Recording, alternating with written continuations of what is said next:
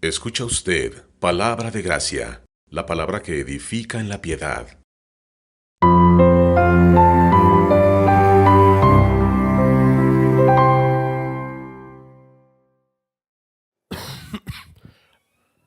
Amados hermanos, para comenzar nuestra lección del día de hoy, lección número 5, que hemos titulado La desdicha de ver sin ver claramente, quisiera primeramente volver a reforzar y repasar lo que estamos procurando hacer a través de estas lecciones, hermanos. El Salmo 42, versículo 5, es un texto que estamos usando para entender la forma bíblica, la sabiduría divina con respecto de cómo podríamos y deberíamos enfrentar lo que hemos denominado la depresión espiritual. Depresión que particularmente se gesta en el ámbito de nuestros pensamientos, nuestras ideas, se gesta en la forma en la que vemos las cosas, pensamos acerca de las cosas del mundo, de nuestro contexto, nuestras circunstancias, nuestra propia vida, nuestras propias capacidades. Es ahí donde se gesta la depresión, la ansiedad, algunas de estas condiciones que son lamentablemente muy comunes hoy en nuestros días en el mundo en general, y en el cristianismo no es la excepción, hermanos.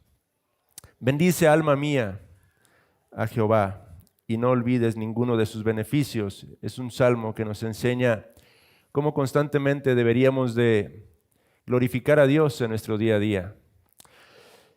Y esos mismos salmos nos instruyen con respecto de cómo podemos enfrentar estos pensamientos. Ese Salmo 42, 5, el salmista, después de enfrentar una condición de tristeza profunda, comienza a cuestionar a su propia alma. ¿Por qué te abates, oh alma mía, y te turbas dentro de mí? Y una vez que confronta sus propios pensamientos, una vez que confronta su yo, su ego, su alma, procede a recordarse la bendita esperanza que tiene en su Dios. Y la ocasión pasada, hermanos, hablamos precisamente de la importancia que tiene la doctrina de la justificación para poder enfrentar las dificultades, las circunstancias, los pensamientos de desdicha que a menudo podríamos estar enfrentando. La doctrina de la justificación nos revela el fundamento de nuestra verdadera esperanza.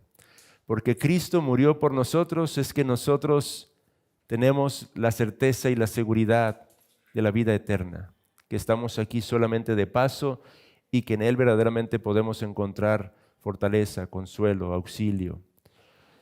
Pero la doctrina de la justificación, hermanos, también a menudo, a causa de un mal entendimiento de ella, puede convertirse en una causa particular para la depresión. La ocasión anterior mencionábamos que una mala comprensión de la doctrina de la justificación puede redundar al menos en dos situaciones o dos luchas. Una de ellas tiene que ver con el cristiano que se siente desdichado porque constantemente está buscando poner su confianza y su esperanza en su propio desempeño. Al no entender apropiadamente la doctrina de la justificación, el creyente pudiera caer en esa condición de desdicha en virtud de que continuamente, constantemente, está poniendo su mirada, su confianza en su buen o mal desempeño. Esta condición resulta de una mala comprensión de la doctrina de la justificación. O en ocasiones, el creyente puede irse al otro extremo.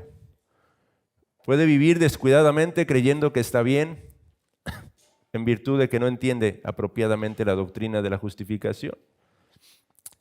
Y eso lo lleva a una actitud legalista, a una actitud farisaica, una actitud en la que señala la paja del ojo del prójimo y no es capaz de ver su propia viga. Por eso es importante entender esta doctrina para lidiar con esta condición en particular. Y a raíz de que un hermano me hizo una pregunta la semana pasada, yo quise hoy usar el pizarrón para poder dejar aún más claro este aspecto de la doctrina de la justificación.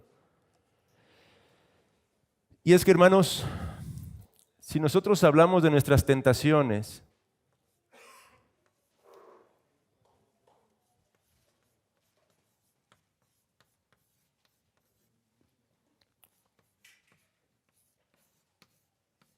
y de nuestras luchas contra el pecado, los pensamientos, podemos decir que esa es una realidad que experimentamos todos los cristianos. Todo creyente lidia con estas cosas. Lidia con el remanente de pecado que aún hay en cada uno de nosotros. Pero la pregunta que se me hacía es, bueno, debo entender entonces, esto, hermanos, podríamos decir que se resume en la doctrina de la santificación. Esta lucha contra las tentaciones, contra las pruebas, las aflicciones, podríamos decir que se resume en la doctrina de la santificación.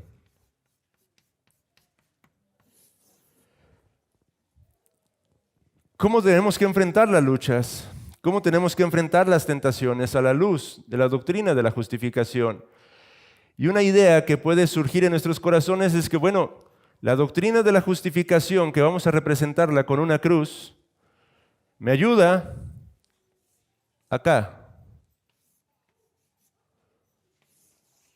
Es decir, lucho, enfrento mi pecado, veo que de pronto no puedo alcanzar la estatura, no puedo dar el ancho, digámoslo así, y entonces, para no sentirme frustrado, echo mano de la doctrina de la justificación y poder recuperar mi paz.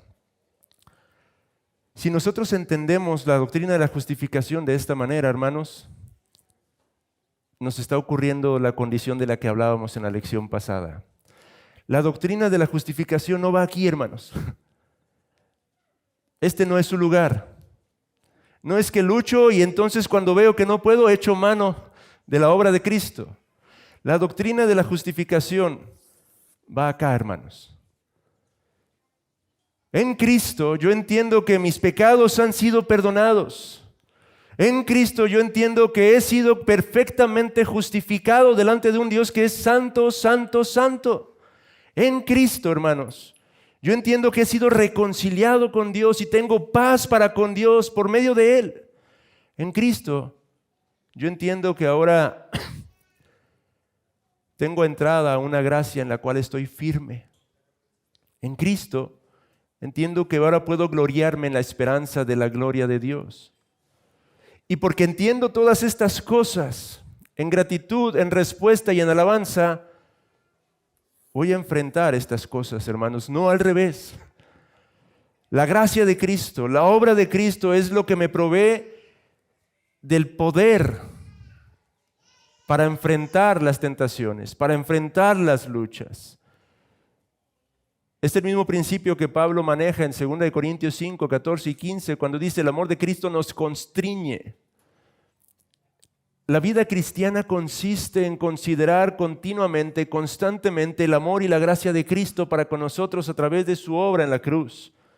Y en la medida en que consideramos estas verdades es que encontramos el poder, el fundamento, las razones, la motivación para enfrentar las luchas con las que vamos a lidiar día tras día. No al revés, hermanos. Ahora, alguno puede decir, bueno, es que si entonces ponemos primero esta doctrina aquí, podría pasar que en lugar de proceder acá, simplemente me entrego aún más al pecado. Sí, puede pasar, pero va a pasar solamente si usted no es verdadero cristiano, si usted no ha entendido la gracia verdaderamente. Y eso es lo que Pablo dice en Romanos capítulo 6. ¿Qué pues? ¿Pecaremos entonces para que la gracia abunde? En ninguna manera, dice, porque si ya hemos muerto con Cristo, ahora estamos con Cristo vivos, resucitados. Hay vida, está la vida de Cristo en nosotros. Entonces, hermanos, menciono esto porque tras esta pregunta que me hacía el hermano, me pareció sumamente interesante, pues lo comentaba con otros hermanos y me daba cuenta de que hay varios que a menudo no entendemos esto en la práctica. Hay varios que a menudo estamos viviendo de una manera equivocada la vida cristiana. Y creemos que nuestra verdadera batalla se libra en esto. Y no es ahí, hermanos, se libra acá. Se libra en la consideración constante de lo que somos y tenemos en Cristo. Ahí está nuestra lucha. Nuestra lucha consiste en buscar y perseverar en conocer más y más del amor y la gracia de Cristo. Esa es la verdadera lucha. Porque en la medida en que prevalezcamos ahí, como resultado, podremos prevalecer acá. Podremos enfrentar apropiadamente esta lucha, pero a menudo estamos cerrando, tratando de encontrar nuestra motivación, nuestra plenitud aquí, hermanos.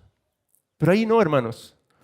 La forma apropiada de luchar como cristianos es considerar la obra de Cristo en favor de nosotros y responder en consecuencia al amor que nos es revelado en Cristo Jesús, hermanos.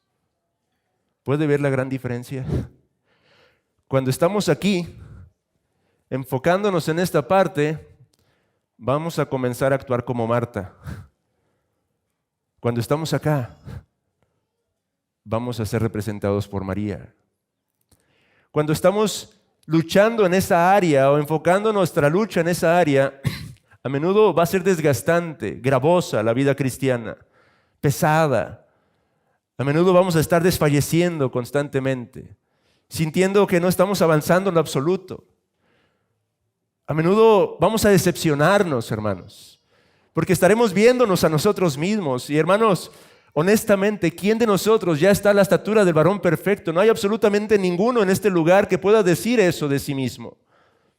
Y eso es lo que a menudo traerá frustración, desánimo incluso.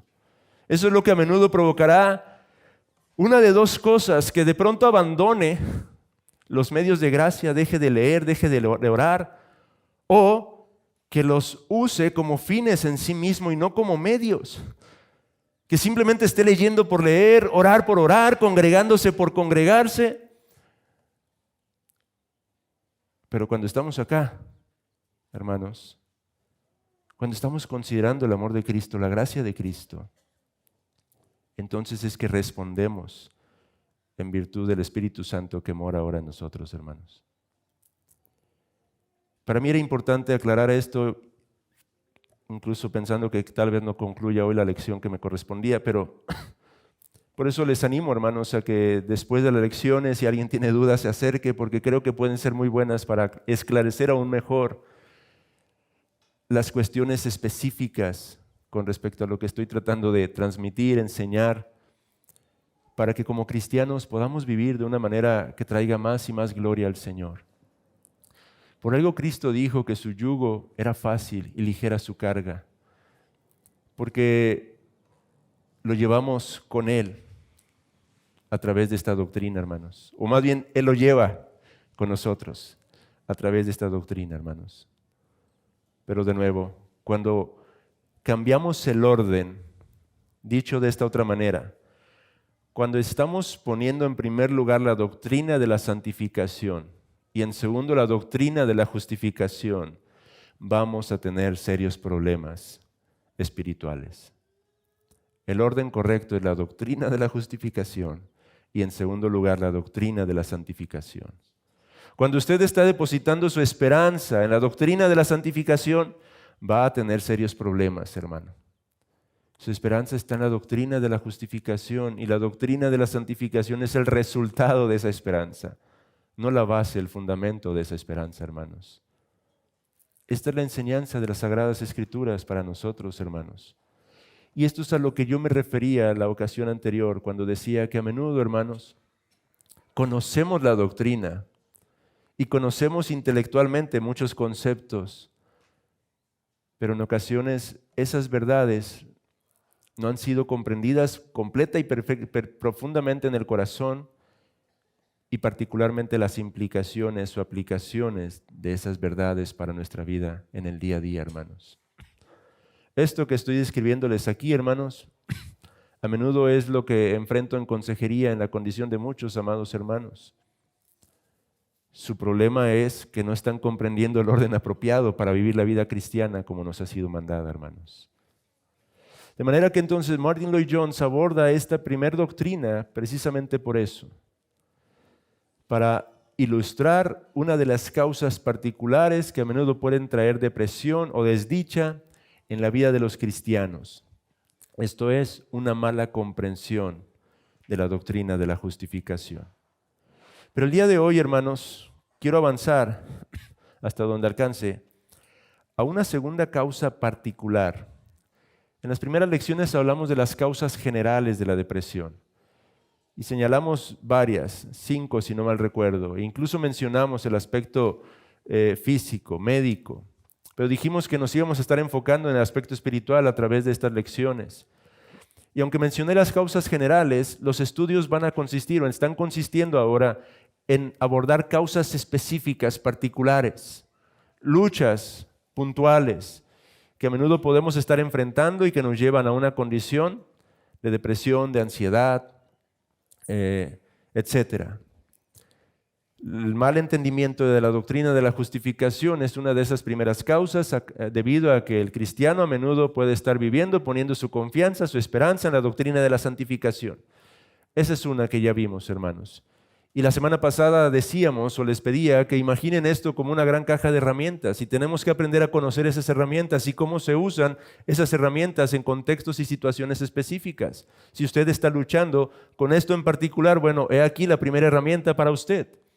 Tiene que profundizar la doctrina de la justificación, entenderla un poco mejor y poder echar mano de ella de manera apropiada para enfrentar sus pensamientos de infelicidad producidos por causa de estar mirando su propio desempeño. El día de hoy, a través de este precioso texto en Marcos capítulo 8, versículos 22 al 26, Martin Lloyd-Jones aborda otro aspecto muy particular. Él comienza diciendo en esta lección que tristemente a menudo la iglesia o el cristianismo no es tomado en serio en el mundo, no tanto por la incredulidad del mundo, aunque eso es verdad, pero a menudo por nuestra propia incredulidad y nuestra incapacidad de vivir la vida cristiana como tal. Es decir, el mundo nos observa, ya hemos dicho eso, hermanos. El mundo está expectante de ver cómo se comportan los cristianos. Más de alguno de nosotros, yo lo he experimentado y seguramente ustedes hemos recibido la acusación de algún incrédulo. ¿Y eso que eres cristiano? ¿O no que eres cristiano? A menudo nos observan, hermanos. Esa es una realidad. Pero en este pasaje, el día de hoy, hermanos, encontramos una lección sumamente importante para poder seguir abordando este tema de la depresión espiritual.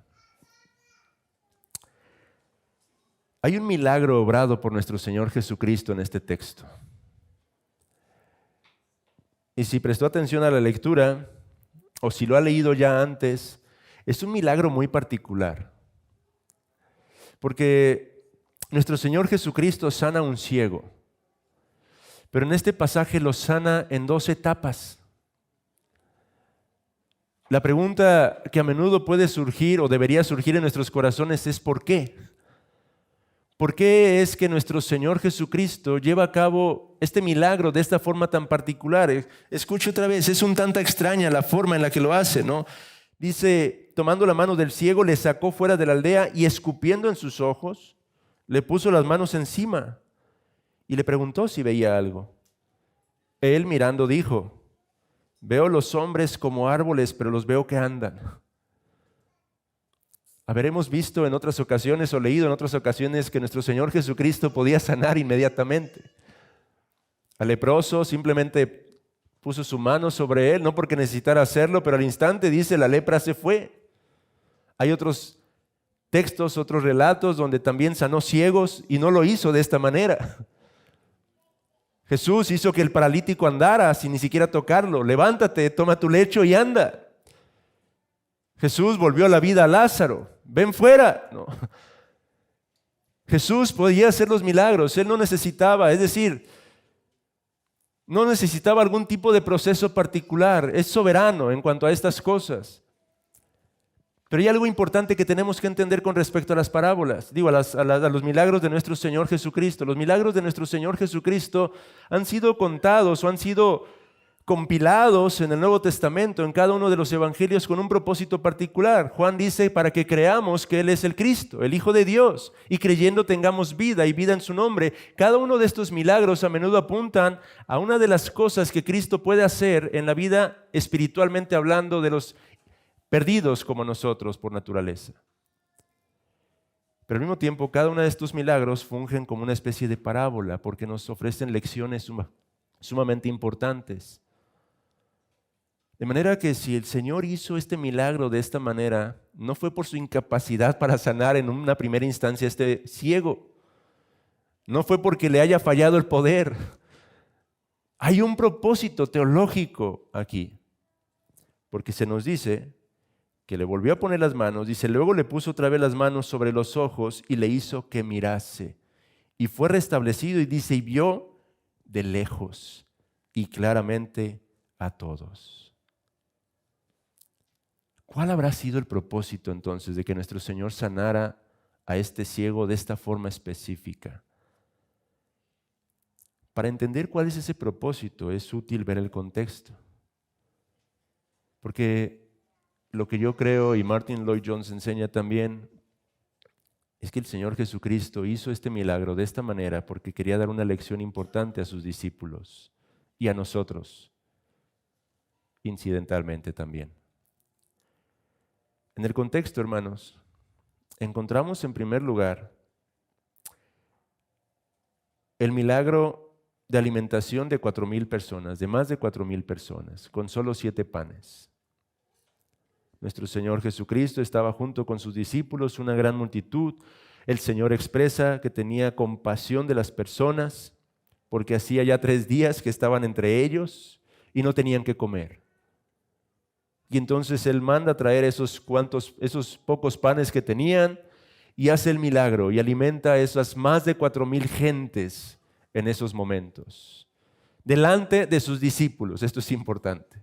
Sus discípulos fueron testigos del poder, la gloria de nuestro Señor Jesucristo. Luego vienen los fariseos y a pesar de ver el poder de Cristo, a pesar de ver las señales, en la dureza de su corazón, en su iniquidad, le demandan una señal. Señor, danos señal para que creamos. El Señor Jesucristo les está dando abundantes señales de su gloria, hermanos, de su poder, de su llamado mesiánico, de que Él es el Mesías esperado, prometido. Pero ellos, con todo, danos una señal.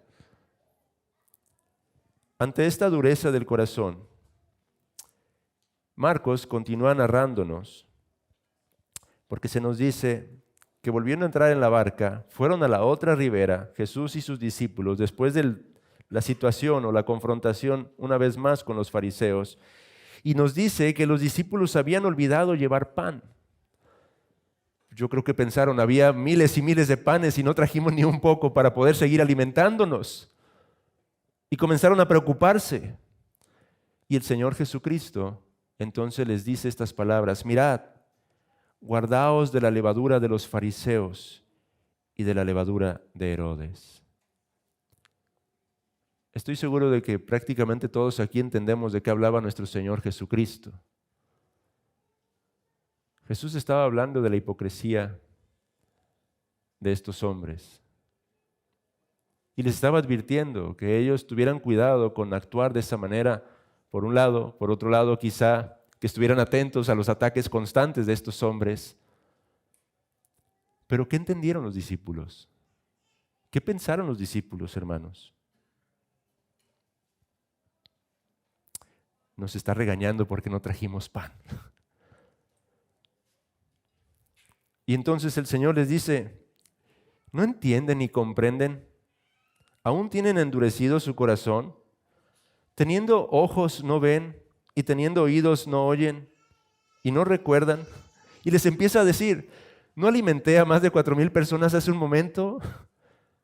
Aún cuando teníamos solo unos cuantos panes. ¿No alimenté a más de 5,000 personas en otra ocasión? ¿No están comprendiendo las verdades espirituales? ¿No están siendo capaces de ver lo que estoy mostrándoles, discípulos? Este es el contexto del milagro, hermanos. De manera que podemos concluir apropiadamente que el milagro que hace nuestro Señor Jesucristo en 2 etapas es para seguir enfatizando esta verdad, este principio de que el cristiano, el discípulo de Cristo, a menudo, aunque ve ciertas cosas, no las va a ver con toda claridad. Los discípulos de nuestro Señor Jesucristo se encontraban en un sentido en la misma condición que este ciego. Estaban viendo cosas, sí veían. El ciego dice que veía, pero no veía correctamente. Veía a la gente como árboles que andaban. Los discípulos estaban actuando de esta manera. Es como si el Señor les estuviera diciendo, ven a este ciego, ven lo que ve ahora, así son ustedes en estos momentos. Pero al mismo tiempo les estaba dando la esperanza, pero ¿saben una cosa? Yo voy a hacer que vean claramente y de lejos todas las cosas. Amados hermanos, de aquí extraemos un principio sumamente importante para este tema de la depresión espiritual. Y es que hay a menudo cristianos que creo que son verdaderos cristianos, verdaderos creyentes, que aunque ven ciertas cosas, no terminan de verlas claramente, hermanos. Esto es lo que queremos enfatizar en esta ocasión. Esto es de lo que se trata esta lección en particular, hermanos. Porque esta condición a menudo es lo que también puede llegar a acarrear y atraer desdicha, infelicidad, insatisfacción en la vida del creyente, hermanos. Creyentes que ven, pero no ven claramente. Esa es una realidad, hermanos. Hay personas que a menudo usted también ha conocido, que de pronto le hablan de ciertas cosas y usted dice, es cristiano. Pero luego le dice otras cosas, dice, ¿serás cristiano? Lo ve por un lado a veces hablando de cosas espirituales gloriosas, pero en otras ocasiones manifestando dudas e inquietudes con respecto de ciertas verdades que uno podría decir son sumamente claras. Y uno llega a cuestionarse, ¿es cristiano o no es cristiano? Lo lamentable es que a veces esas mismas personas llegan a cuestionarse de esa misma manera. ¿Soy cristiano o no soy cristiano? A veces dicen, creo que sí soy cristiano porque veo estas cosas claramente. A veces dicen, no creo ser cristiano porque no entiendo estas cosas claramente. Es una realidad que existe tal condición entre nosotros, hermanos. Tenemos que crecer y madurar en este aspecto, hermanos. El cristianismo no es blanco y negro.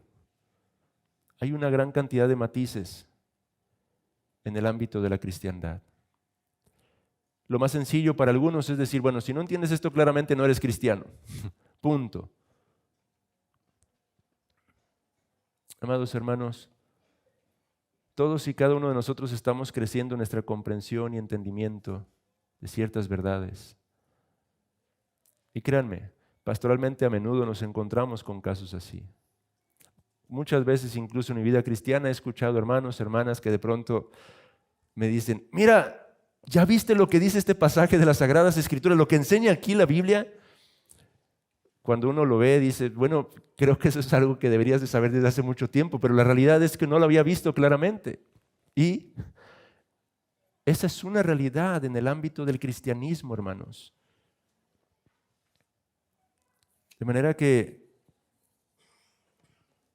atendiendo a este pasaje, y ahora en su folleto puse el bosquejo de manera de pregunta y respuesta, esperando que pueda ser aún más útil esa información. Vamos a revisar hasta donde alcancemos algunos aspectos importantes de este texto.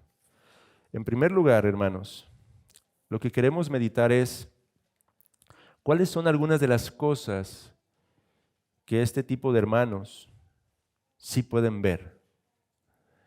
¿Cuáles son algunas de las cosas que el creyente que se encuentra en esta condición sí es capaz de ver?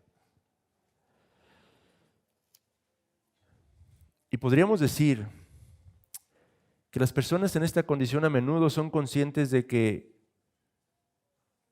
algo anda mal con su forma de vivir el cristianismo. Sufren, están tristes, son infelices, saben que algo anda mal. Saben que las cosas no están bien. Son conscientes de eso, pueden ver eso. Y eso los lleva a no estar contentos consigo mismos. También lo ven. Pueden ver esa realidad. Se miran a sí mismos, ven con claridad estos aspectos, que las cosas no tendrían que ser así. A menudo también son conscientes de que en otro tiempo había cierta satisfacción, pero ahora no lo hay.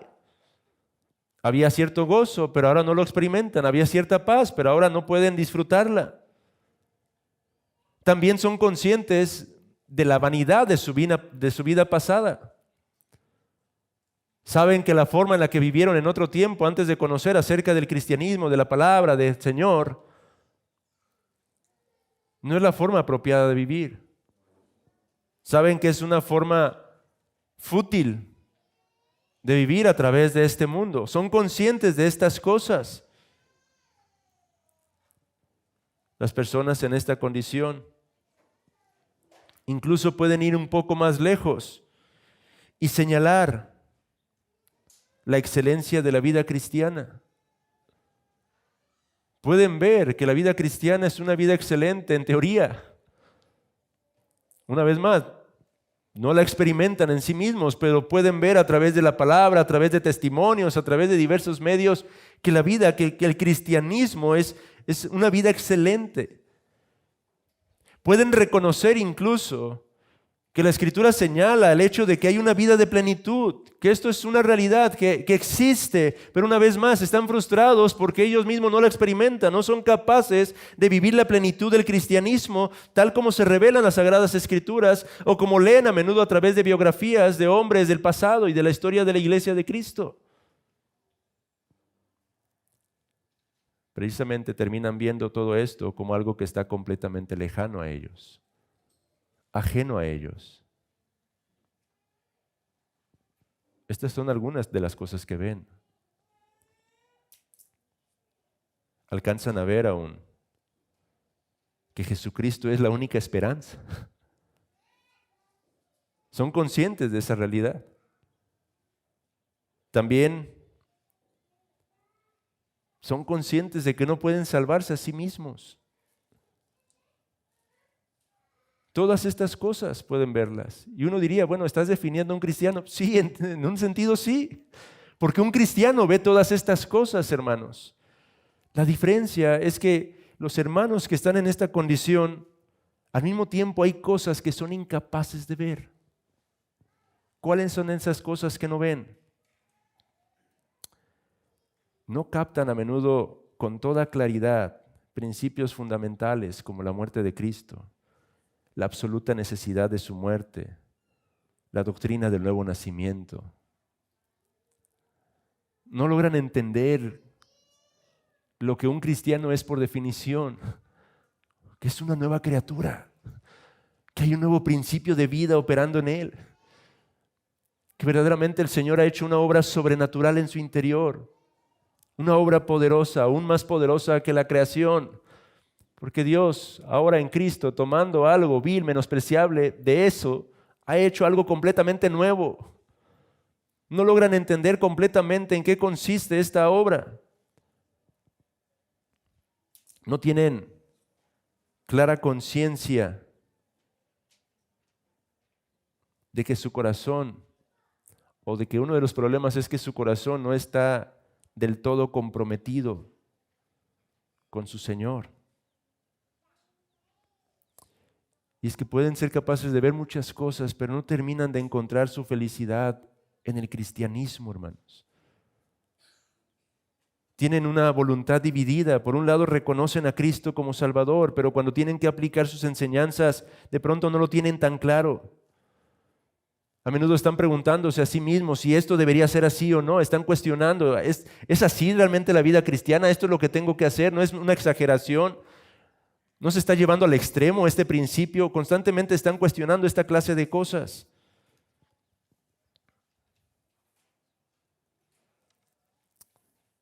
De manera que hay cosas que ven, pero hay cosas que no son capaces de ver, hermanos. ¿Y por qué están en esta condición? Estoy apurándome, hermanos, porque se me ha ido el tiempo. ¿Por qué están en esta condición? Déjenme mencionar de manera breve y supongo que vamos a tener que retomar esta lección la próxima ocasión para afinarla un poco más todavía, hermanos. Pero en primer lugar, a menudo las personas en esta condición se encuentran así debido a que suelen ser reacias a las definiciones claras. ¿Qué quiere decir con esto? A menudo las personas en esta situación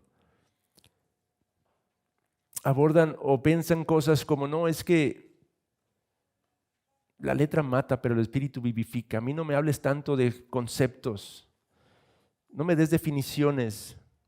Dime cómo sentir, cómo experimentar ciertas cosas. Son reacias a la doctrina en un sentido. Son reacias a la verdad de la palabra de Dios. Suelen presentar esa clase de excusas. Decía Martin Lloyd-Jones, la religión suele resultar más cómoda cuando es vaga e incierta, cuando está meramente llena de formas y ciertos rituales. E incluso mencionaba en su libro, esta es la causa por la que no le extraña, decía él, no me extraña, decía él, que a las personas les gusta a menudo tanto el papismo, el romanismo, porque las cosas no son tan definidas, hay mucha ambigüedad, hay margen para muchas prácticas, muchas cosas, de manera que es cómodo vivir de esa manera, una especie de religiosidad. A menudo las personas que están en esta condición están en esa situación por causa de esto. E implícitamente, eso significa que no terminan de aceptar del todo la enseñanza y la autoridad de la Escritura.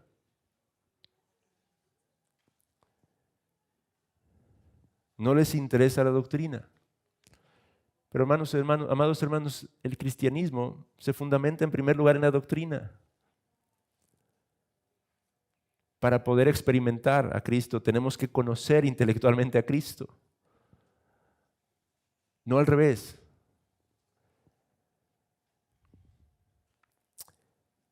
Y otra causa que menciona Martin Lloyd-Jones y que tiene que ver con lo que estuvimos explicando hoy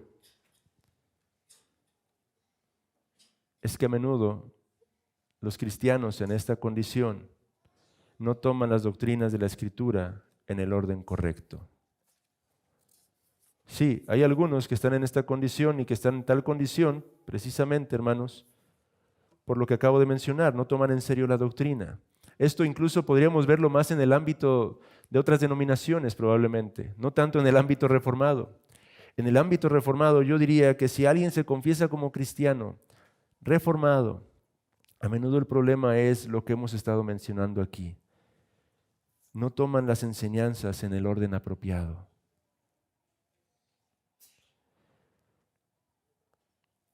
Dice Martin Lloyd-Jones, cito literalmente, es muy importante que tomemos las doctrinas de la Escritura en su orden correcto, porque si tomamos la doctrina de la regeneración antes de la doctrina de la expiación, vamos a estar en problemas. Si nos interesa el nuevo nacimiento y la vida nueva antes de que entendamos ciertamente nuestra relación con Dios a través de Cristo, estaremos tomando el camino equivocado y con el tiempo nos sentiremos desdichados. Lo mismo pasará, como lo mencionaba hace un rato, si tomamos la santificación antes que la justificación. Hay un orden en las doctrinas. No deberíamos querer aprender ya cómo debo vivir como cristiano. Hermanos, me viene a la mente una aplicación. Eso también veo mucho en los matrimonios. A menudo los matrimonios están enfrascados en problemas porque se acercan y me piden, díganos cuáles son nuestros deberes. ¿Qué es lo que yo debo hacer como varón? ¿Qué debe hacer mi esposa como mujer? Enséñanos nuestros deberes. Amados hermanos, podemos enseñar esos deberes, pero van a terminar siendo igualmente desdichados si no comenzamos por ayudarles a entender la gracia. Necesitamos entender la gracia para que entonces como resultado seamos capaces de vivir conforme a las responsabilidades que la Biblia nos revela. Ese es un ejemplo práctico de esto que está diciendo aquí Martin Lloyd-Jones, hermanos. Y una vez más, esto causa que las personas vivan de esta manera, viendo sin ver claramente. Saben que tienen que hacer ciertas cosas, pero no han tomado en cuenta la virtud y el poder que en Cristo Jesús les ha sido dado para hacer esas ciertas cosas. Piense por un momento el orden de las cartas del apóstol Pablo, particularmente Romanos, Efesios. ¿Qué hace Pablo antes de llegar a los puntos prácticos del capítulo 12 de la carta a los Romanos? ¿Qué hace Pablo antes de llegar a los puntos prácticos del capítulo 5 de la carta a los Efesios y el capítulo 6? Informa la doctrina, informa quiénes somos en Cristo, qué tenemos en Cristo, informa lo que poseemos en Cristo, lo que es nuestro en Cristo. Nos revela nuestra identidad ahora como personas nacidas de nuevo, como personas que hemos sido justificadas solo por la fe, solo por la gracia a través de los méritos de Jesús. Y después de informar todo esto, entonces dice, sí, ahora hagan esto, hermanos. Eso es lo que a menudo provoca que las personas vean sin ver claramente. Tenemos que adoptar el orden apropiado, hermanos. Y déjeme concluir diciendo los remedios que Martin Lloyd-Jones ofrece para esta condición. En primer lugar, él sugiere, evitemos adelantarnos a declarar que nuestra ceguera ya ha sido curada. No seamos prontos el día de hoy para decir aquí, yo sí veo claramente, hermano. Meditemos cada uno de nosotros nuestra condición, nuestro corazón. ¿Realmente ves claramente, hermano? ¿Realmente ves las cosas como deberías de verlas? ¿Realmente estás viendo la doctrina en el orden apropiado? No seamos prontos para decir que nosotros no estamos en esta situación. Segundo, evitemos caer en el error, por otro lado, de sentirnos desesperanzados. A lo mejor tú puedes estar escuchando, hermano, y decir, es que yo estoy en esta condición, ¿cómo voy a poder ver algún día? Ese sería otro error. Y entonces dejas de orar, dejas de leer, dejas de escudriñar, ¿no? Persevera, sigue leyendo, sigue buscando al Señor en oración, hermano. Tercer lugar, seamos sinceros y respondamos con honradez a las preguntas que nuestro Señor nos hace. ¿En dónde te encuentras, hermano? ¿Qué es lo que sí ves? ¿Ves con claridad? ¿Eres feliz en el ámbito del cristianismo? ¿Podrías decir que experimentas el gozo de ser cristiano, hermano? ¿Conoces al Señor? Son preguntas que tenemos que procurar responder con honestidad. Y por último, Martin Lloyd-Jones nos exhorta, sometámonos al Señor de forma íntegra, acerquémonos a la palabra y dejemos de cuestionar pecaminosamente la verdad que nos es revelada. Hermanos, en un sentido el cristianismo es sencillo. Si Dios dice que has nacido de nuevo, hermano, tienes que creerlo. Si Dios dice que te ha dado su Espíritu Santo y que mora en ti, simplemente tienes que creerlo.